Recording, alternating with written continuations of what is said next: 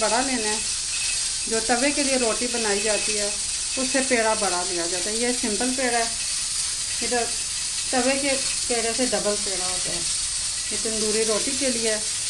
और ये बल वाला पराठा, इसके लिए आटे को हाथ पे सीधा कर लें। आटा आप कोई सा भी ले सकते हैं। आप चक्की का आटा इस्तेमाल करते हैं, फाइन आटा इस्तेमाल करते हैं, या मिक्स करके करते हैं। जो आम नॉर्मल रूटीन में घर की रोटी बनाने के लिए आटा इस्तेमाल किया जाता है वही आटा लें और इसको घी लगा लें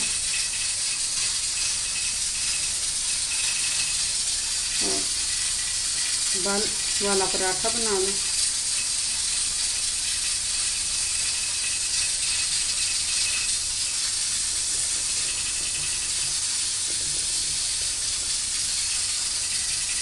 तंदूरी लच्छे वाले पराठे बहुत मज़े के बनते हैं। वो इंशाल्लाह मैं आपको नेक्स्ट रेसिपी में दूंगी, बताऊंगी वो तंदूरी पराठे।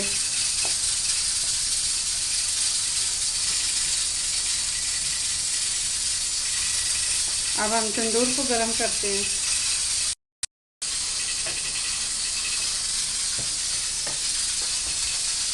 आप तंदूर को जला के गर्म करके रोटियां बेल लें।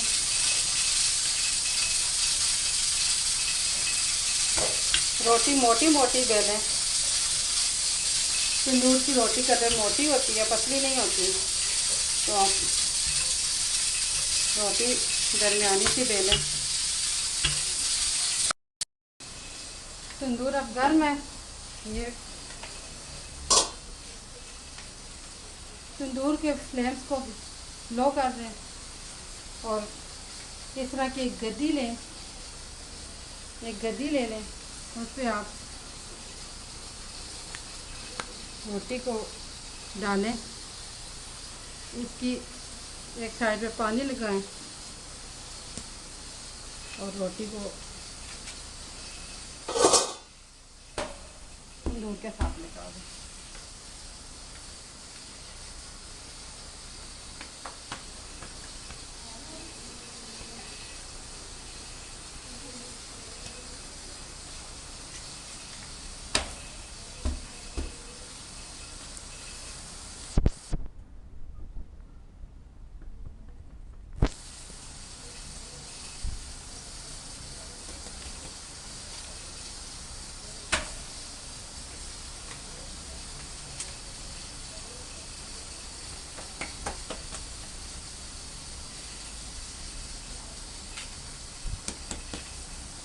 हर रोटी को पानी लगा के लगाएं, पानी वाली साइड तंदूर के साथ चिपकाएं और इसको डाल दें। 2 मिनट के वक्फे से तंदूर को खोल के चेक कर लें, दोबारा डाल दें।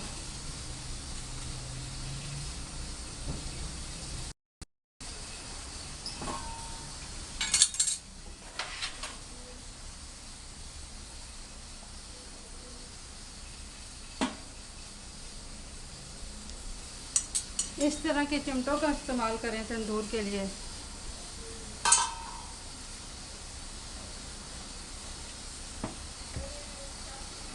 ये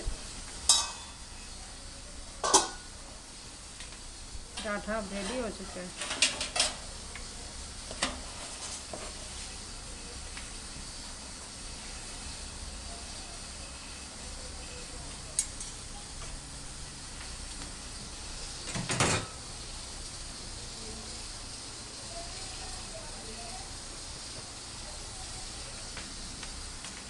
दो रोटियां अभी कच्ची हैं, उनको डाल देते हैं।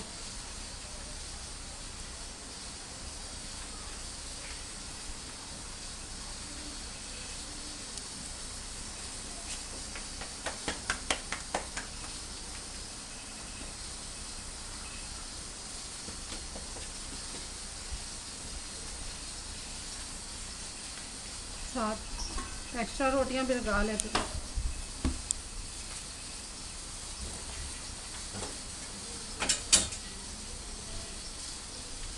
ये पराठा भी तैयार हो चुके हैं, इसको भी निकाल लेते हैं। ये देखिए हम इसकी परतें,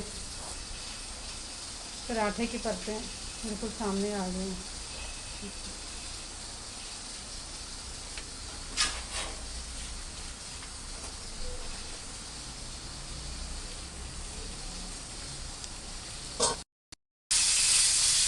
हमारी रोटियां और पराठे अब तैयार हैं।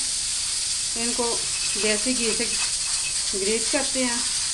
आप मक्खन से करें, देसी घी से करें, कुकिंग ऑयल से करें, अपनी मर्ज़ी है। ये रोटी है सादा तंदूरी रोटी, और ये पराठा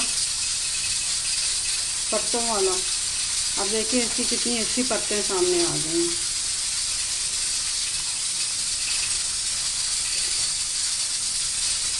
ये इसकी पत्ते सारी पूरी पत्ते सामने आ गई हैं।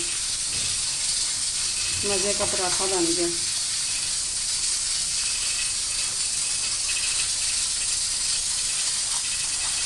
सारी रोटियों को ग्रीस कर दें और उनको दम पे रख दें। एयर टाइट बाउल में कुछ देर के लिए दम पे रखें, या हाथ पाट में रख लें ताकि गर्म रहें। 10-15 मिनट इनको दम पे रखने से या खूब नरम हो जाएंगी तो खाने के काबिल हो जाएंगी।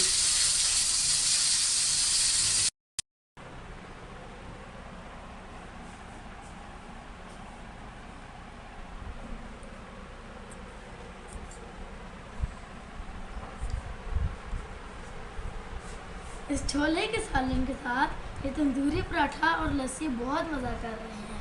आप भी बनाएं, आप भी याद करेंगे।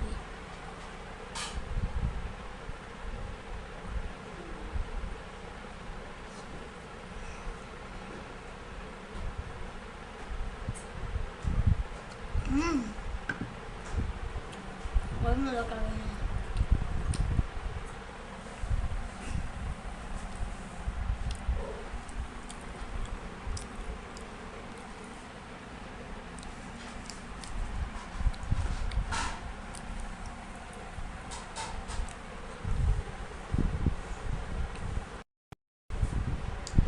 आप भी घर में बनाएं, बहुत मज़े के लगेंगे। और मेरी मामा के चेहरे को सरप्राइज़ करना भूलना है।